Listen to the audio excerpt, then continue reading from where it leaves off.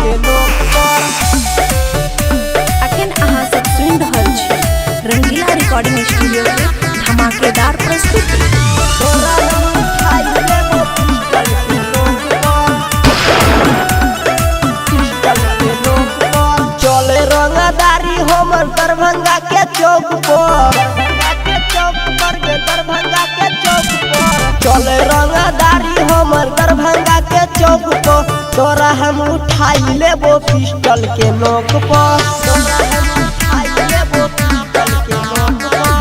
कोई नहीं के बोला तो कुशेश्वर के चौक पर, कुशेश्वर के चौक पर, कुशेश्वर के चौक पर। तोरा हम उठाई लेबो पिस्टल के नोक पर, तोरा हम उठाई लेबो पिस्टल के नोक पर।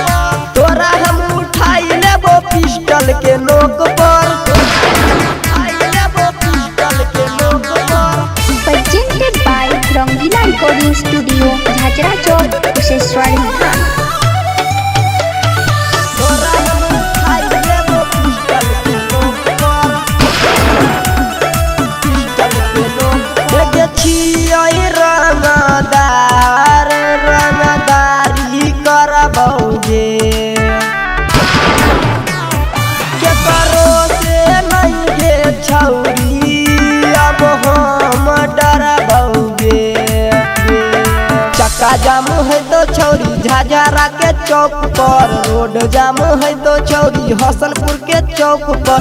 तोरा हम उठाई लेबो पिस्टल के नोक पर, उठाई लेबो पिस्टल के नोक पर। तोरा हम उठाई लेबो पिस्टल के नोक पर, तोरा हम उठाई लेबो पिस्टल के नोक पर। Presented by Rangila recording studio Jhajhra Chowk Kusheshwar Sthan. तोरा हम उठाई लेबो पिस्टल के नोक पर, पिस्टल के नोक पर। एगे पुलिस प्रशासन हमरा कुछो नहीं करतौगे, भले तोरे चलते छौरी अब गोली चलतौगे।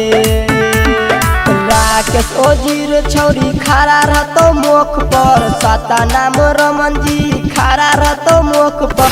आगे कबूतरी सिस्टम ऑफ बिहार। तोरा हम उठाई लेबो पिस्टल के नोक पर, तोरा हम उठाई लेबो पिस्टल के नोक पर, तोरा हम उठाई लेबो पिस्टल के नोक पर। रंगीला रिकॉर्डिंग स्टूडियो के धमाकेदार प्रस्तुति।